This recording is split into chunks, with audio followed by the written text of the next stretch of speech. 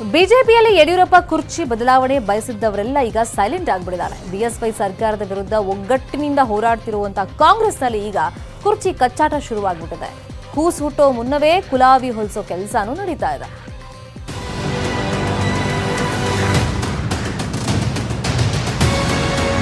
ಯಡಿಯೂರಪ್ಪ ನೇತೃತ್ವದ ಬಿಜೆಪಿ ಸರ್ಕಾರದಲ್ಲಿ ನೀನಾ ನಾನಾ ಅಂತ ಈಗಲೂ ತೊಡೆ ತಟ್ಟುತ್ತಿದ್ದಾರೆ. ನಮ್ಮ ವೈಯಕ್ತಿಕ ಬೆಳವಣಿಗೆ ಕಾರಣಕ್ಕೆ ಪಾರ್ಟಿ ತುಳಿಬೇಕು ಅಂತ ನಾವು ಯಾವತ್ತೂ ಯೋಚನೆ ಮಾಡಿಲ್ಲ. ಪಾರ್ಟಿಯ ಬೆಳವಣಿಗೆ ಜೊತೆಗೆ ನಾವು ಬೆಳಿಬೇಕು ಅಂತ ಆಸೆ ಪಟ್ಟಿದ್ದೀವಿ. ಈಗಲೂ ಅಷ್ಟೇ ಪಾರ್ಟಿಯ ಬೆಳವಣಿಗೆಯ ಜೊತೆಗೇ ನಾವು ಬೆಳಿಬೇಕು ಅಂತ ಆಸೆ ಪಡ್ತೀವಿ ಹೊರತು ಪಾರ್ಟಿಯನ್ನು ಮುಗಿಸಿ ಅಲ್ಲ. ಕೆಲವರು ಒಳಗೊಳಗೆ ಸಿಎಂ ಕುರ್ಚಿಯಿಂದ ಕೆಳಗಿಳಿಸುವ ಪ್ರಯತ್ನವೂ ಆಗ್ತಿದೆ. ಇನ್ನೊಂದು ಕಡೆ ಬಿಎಸ್ವೈ ಸರ್ಕಾರದಲ್ಲಿ ಪ್ರಮುಖ ಪಾತ್ರ ವಹಿಸಿದ್ದ ರಮೇಶ್ ಜಾರಕಿಹೊಳಿ ಮುಂಬೈನಲ್ಲಿ ಹೊಸ ತಂತ್ರ ಹೆಣೆಯುತ್ತಿದ್ದು ಮಹಾರಾಷ್ಟ್ರ ಮಾಜಿ ಸಿಎಂ ದೇವೇಂದ್ರ ಫಡ್ನವೀಸ್ ಜೊತೆ ರಹಸ್ಯ ಸಭೆನೂ ಮಾಡಿದ್ರು.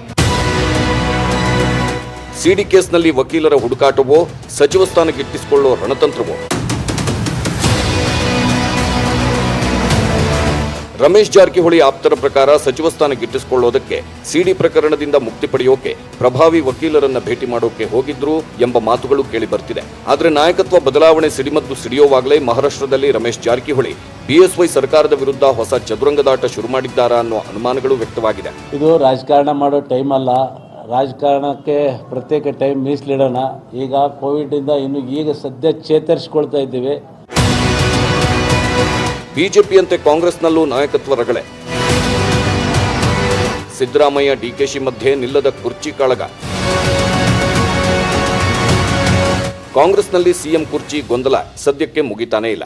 ಡಿಕೆ ಶಿವಕುಮಾರ್ ನೆಕ್ಸ್ಟ್ ಸಿಎಂ ಆಗೋಕೆ ಎಲ್ಲಾ ತಯಾರಿ ನಡೆಸುತ್ತಿದ್ದಾರೆ. ಆದರೆ ಕಾಂಗ್ರೆಸ್ನ ನೆಕ್ಸ್ಟ್ ಸಿಎಂ ಆಗೋದೇ ಸಿದ್ದರಾಮಯ್ಯ ಅಂತ ಸಿದ್ದು ಬಂಟರು ಪದೇ ಪದೇ ಹೇಳಿಕೆ ಕೊಡುತ್ತಿದ್ದಾರೆ.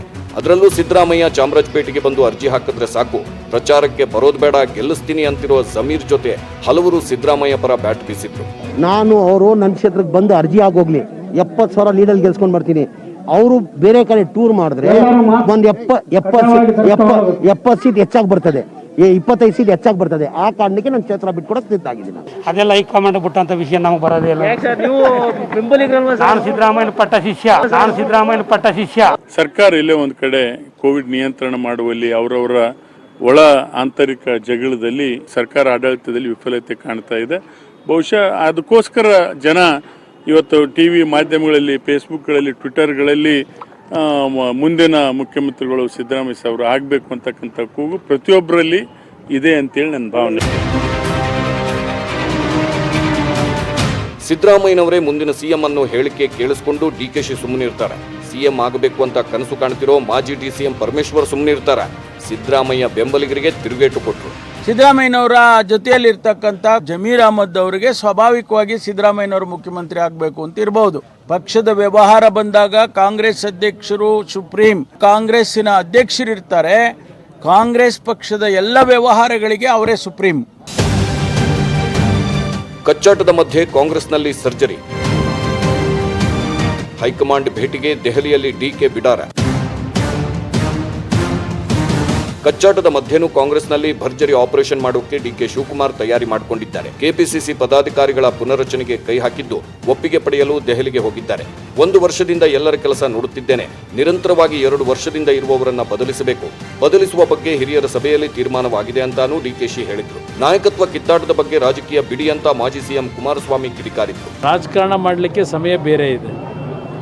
ಇಂಥ ಪರಿಸ್ಥಿತಿಗಳಲ್ಲಿ ರಾಜಕಾರಣ ಮಾಡಲಿಕ್ಕೆ ಹೋದರೆ ಇದು ಜನರ ಜೊತೆ ನಾವು ಚೆಲ್ಲಾಟ ಆಡಿದ ಹಾಗೆ ಅಂತಕ್ಕಂಥದ್ದು ನನ್ನ ಅಭಿಪ್ರಾಯ.